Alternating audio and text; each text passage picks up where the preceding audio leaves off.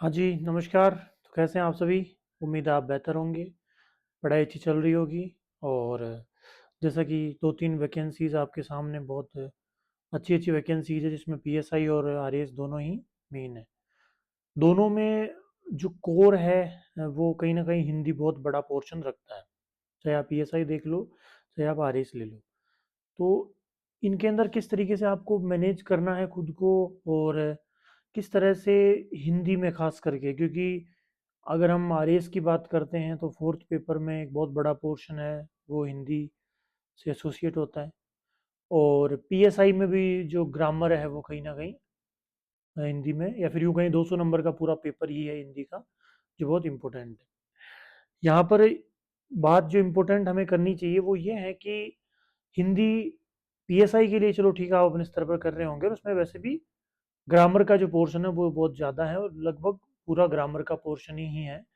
मगर जब आप आरएएस मेंस में बात करते हैं उसके पर्सपेक्टिव में तो उसमें जो मेन पॉइंट है वो कॉम्प्रिहेंशन का है, मतलब जो हमारा व्यवहारिक ज्ञान है, ये जो सब्जेक्टिविटी है उसमें जो लिखने वाला पॉइंट है उसकी वजह से उसमें व्यवहारिकता ज़्यादा आ जाती है और इसी व्यवहारिकता की वजह से वो काफ़ी अलग हो जाता है।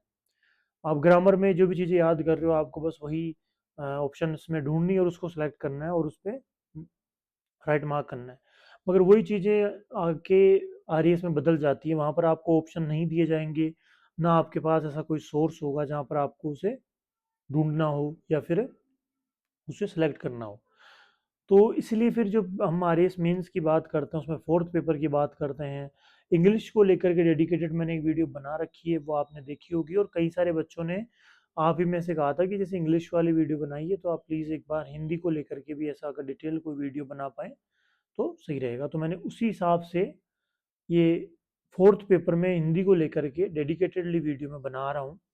इसमें मैंने जिस तरीके से 3 अटेम्प्ट दिए, इन तीनों अटेम्प्ट में मेरा अलग अलग स्कोर था और कहीं ना कहीं जो लास्ट के 2 अटेम्प्ट हैं जिसमें आपका 23 और 24 वाले, जिसमें 23 वाले में मैंने 23rd और 34 जो रैंक थी वो 24th, मतलब 24 वाले अटेम्प्ट में 34th जो रैंक सिक्योर करी, उसमें कहीं ना कहीं बहुत बड़ा पोर्शन फोर्थ पेपर का रहा है। मैं देखो पहले एक ऐसा होता था कि फोर्थ पेपर से एसडीएम बनते हैं, ठीक है, पहले था बट अब ये चीज़ें नहीं है। अब बस ये ज़रूर है कि अगर आपका फोर्थ पेपर सही है आप उससे प्रॉपर आरएएस बनो, ये ज़रूरी नहीं है। मगर आपका फोर्थ पेपर सही नहीं है तो आप प्रॉपर आरएएस नहीं बनोगे, ये ज़रूर श्योर है। तो कुल मिला के बात यही है कि हम फोर्थ पेपर को किसी भी कंडीशन में नहीं छोड़ सकते। अब सवाल आता है इंग्लिश को लेकर, मैंने जैसे वीडियो बना दी, हिंदी की हम बात करते हैं। हिंदी में देखो महत्वपूर्ण ये है कि आपको उसको भी सब सेक्शंस में डिवाइड करना होगा। एक सब सेक्शन इसका आएगा ग्रामर प्योरली जिसमें व्याकरण है, आपको जो है हालांकि अब इतना बड़ा पोर्शन ग्रामर का रहा नहीं है इसमें व्याकरण का, जैसे संधि था उसको उठा दिया, अभी उपसर्ग वगैरह हैं, जो प्रत्यय हैं, ऐसे कुछ पोर्शंस हैं जो व्याकरण के हैं। फिर आता है वोकेबलरी, शब्दकोश जिसे हम कहते हैं। वोकेबलरी में जैसे आपका वन वर्ड आ गया, ऐसे वर्ड्स, हालांकि पर्यायवाची बैठा दिए गए हैं वरना पर्यायवाची भी उसमें आपके वोकेबलरी में ही आते थे। और फिर लास्ट है कॉम्प्रिहेंसिव वाला या फिर कॉम्प्रिहेंशन जो आता है हमारा वो, उसमें अभी बहुत बड़ा पोर्शन उन्होंने रखा है। मैं हमेशा से, मैंने 2021 में जब पहले अटेम्प्ट दिया था तो मैंने बहुत ज़्यादा ध्यान कॉम्प्रिहेंशन पे ना देख करके वोकेबलरी और ग्रामर पर दिया और मैं वो बहुत लंबे टाइम तक उस चीज़ का मैं अफसोस करता था, क्योंकि ग्रामर और वोकेबलरी की फितरत ऐसी है कि आपको अगर याद है तो आप उसको लिख पाओगे, अगर याद नहीं आया तो आपको छोड़ना ही होगा।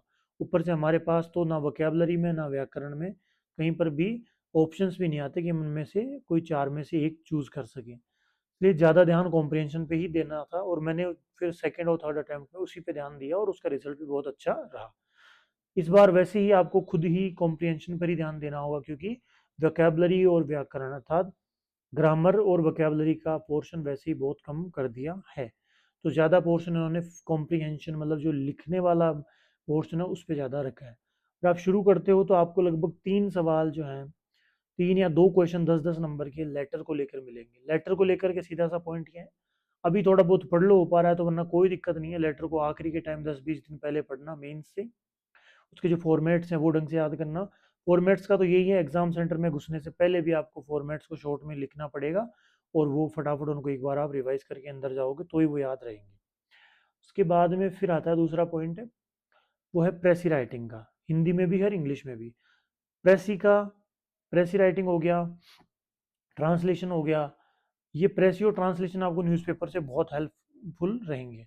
न्यूज़पेपर पढ़ो बढ़िया रोज, जो एडिटोरियल वाला पोर्शन आता है ना, संपादकीय पेज, एडिटोरियल पेज, उसको रोज पढ़ो। उसमें से बड़ा कोई आर्टिकल ढूंढो, उस आर्टिकल को एक बार पढ़ लिया, फिर उसको खुद ही अपने मन के अंदर उसको शॉर्ट करने की कोशिश करो, उसकी प्रेसी बनाओ। हिंदी के लिए भी इंपॉर्टेंट है और इंग्लिश के लिए भी। मतलब 20 नंबर का पोर्शन आपका एक एडिटोरियल के, एडिटोरियल पेज के एक एडिटोरियल से हो जाएगा। रोज उसकी प्रैक्टिस करो। न्यूज़पेपर जब पढ़ते हो 1 घंटे पढ़ो आराम से, उसमें फटाफट एडिटोरियल वाले को 20-25 मिनट दो। उस 20-25 मिनट में 5 मिनट में उसको रीड करके 2 मिनट में उसकी प्रेसी बनाना दिमाग में लिखो। चाहे वीकली 1-2 बार लिख भी लो प्रेसी बनाते टाइम, बट उसको प्रैक्टिस जरूर करना है। प्रेसी का हो गया। ट्रांसलेशन की ऐसी बात है, देखो कि ट्रांसलेशन हिंदी टू इंग्लिश और इंग्लिश टू हिंदी दोनों ही आएंगे, 20 नंबर के आएंगे। उनका भी सेम वही पॉइंट है कि आपको उनको भी उसी तरह बनाना होगा। जब आप इंग्लिश पढ़ रहे हो, मैंने इंग्लिश वाली वीडियो में बताया था कि एडिटोरियल्स को रोज पढ़ो। जब एडिटोरियल्स आप पढ़ोगे इंग्लिश वाले यूट्यूब से किसी भी जगह से आप पढ़ लो, उस समय जब पढ़ो उसकी पीडीएफ डाउनलोड करके जब उसको आप और ढंग से पढ़ो, तब उस एडिटोरियल को वहीं पे हिंदी में ट्रांसलेट करना, और हिंदी में ट्रांसलेट करके वापस इंग्लिश में उसको ट्रांसलेट करना बहुत हेल्पफुल रहेगा आपके लिए। इस तरीके से आप ट्रांसलेशन को भी कंटिन्यू रखो, वीक में 2-3 दिन एटलीस्ट ट्रांसलेशन और ये सब करो। लेटर का मैंने बता दिया, ट्रांसलेशन का बता दिया। फिर आता है आपका एलोब्रेशन, है ना। हिंदी में आपका विस्तार आ जाएगा, पल्लवन विस्तार, और इंग्लिश में एलोब्रेशन। उसका भी सेम वही पॉइंट है कि राघव प्रकाश सर जैसे डॉक्टर राघव प्रकाश हैं, उसके अलावा हिंदी में नवीन अनिवाल सर है, ये इनकी ऐसी कुछ बुक्स हैं जिनमें आपको 100-150 के आसपास एग्जाम्पल्स मिलेंगे पल्लवन के। 100 एग्जाम्पल होने का मतलब 100 दिन।